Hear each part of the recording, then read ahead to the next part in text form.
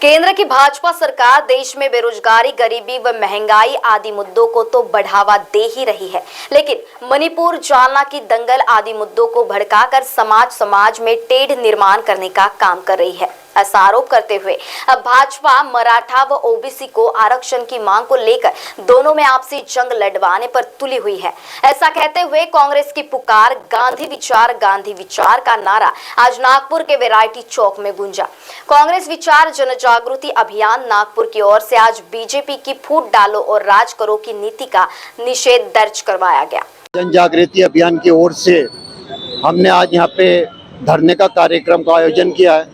BJP ने पिछले 10-12 सालों से एक अंग्रेजों की जो पॉलिसी थी फूट डालो और राज करो, उसकी नीति अपनाकर इस देश को बांटने का काम कर रही है। पहले हिंदू मुस्लिम मंदिर मस्जिद किए, उसके बाद में मणिपुर 6 महीने से मैतेई और कुकी समाज के बीच में आरक्षण के मुद्दे पे जल रहा है। सैकड़ों लोगों की वहाँ पे जाने चली गई है, हजारों लोग बेघरबार हो गए हैं, महिलाओं को नग्न करके सड़कों पे घुमाया गया, उनके साथ बलात्कार किया गया।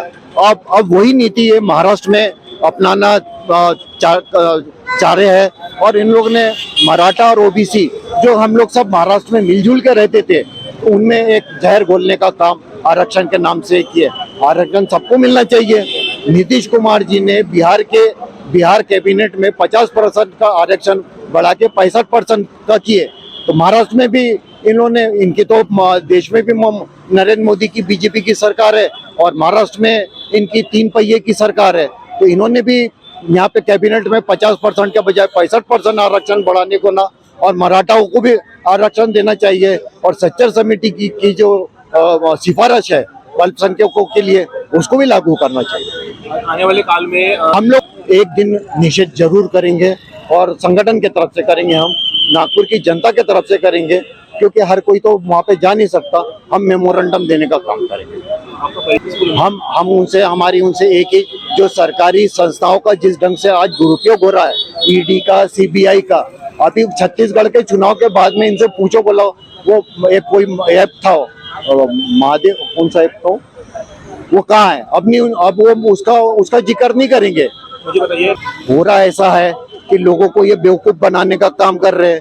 पहले इन्होंने बोले कि हर लोग के खाते में 15-15 लाख रुपए आ जाएंगे, और उसके बाद में बोले कि जुमला था। फिर बोले विदेशों से काला धन लाएंगे। उसके नीरव मोदी 13,000 करोड़ रुपए लेके भाग गया, माल्या 9,000 करोड़ रुपए लेके भाग गया, 32,000 करोड़ रुपए सेल कंपनियों में विदेशों से अडानी के कंपनी में डाला। किसका पैसा विदेशों से? ये ललित मोदी जिसने 4,000 करोड़ रुपए लेके भागने की जो शुरुआत करा था, उसको तो लोग भूल ही गए। 4,000 करोड़ का आंकड़ा तो लोगों को याद ही नहीं है। उन्होंने 2014 के पहले देश में 23 करोड़ लोग गरीबी रेखा के नीचे थे, अभी 80,000 करोड़ लोग गरीबी रेखा के नीचे। उनको 5-5 किलो की थैली अनाज की वो देने का काम कर रहे हैं। उस पर भी तो अनाज का मोदी की फोटो बड़ी है। नागपुर शहर में ये सबसे पहली बात तो ये है कि इन्होंने राम मंदिर बनाएंगे करके देश में फूट डाले हिंदू मुस्लिम के बीच में। और चूंकि नागपुर में 1500 मंदिर टूटे, किसी ने पूछा कि इनसे कि मंदिर क्यों टूटे? आरएसएस और बीजेपी के मोदी नितिन गडकरी के घर पे इंटरनेट बाहर के विदेशी लोग आने को ना, और बड़े बड़े नेता आने को ना करके वहाँ के 100 200 साल पुरानी जो दुकानें थी, मकाने थे, वो तोड़ दिए। अयोध्या में काशी कॉरिडोर के लिए हजारों शिवलिंग कचरे में पड़े हुए हैं, उसके तरफ किसी का ध्यान है क्या? ज्ञानवापी मस्जिद में एक शिवलिंग ढूंढ रहे, जो हजारों शिवलिंग कचरे में पड़े हैं, उनके तरफ इनका किसी का ध्यान नहीं क्या? कितने मंदिर तोड़े काशी कॉरिडोर के लिए? जरा इसका जवाब तो दो। तनवीर अहमद, पूर्व पार्षद, संयोजक, कांग्रेस विचार जन जागृति अभियान, नागपुर। महाराष्ट्र टीवी 24 के लिए कैमरा पर्सन अविनाश तोतड़े के साथ आंचल लोखंडे, नागपुर।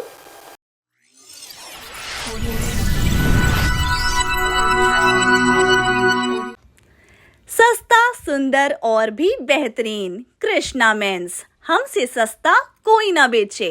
हर परिवार की पसंद Krishna men's. Coat pant, kurta pajama, jacket, sherwani, shirt, jeans, traditional हो या वेस्टर्न, हर चीज मिलेगी एक छत के नीचे।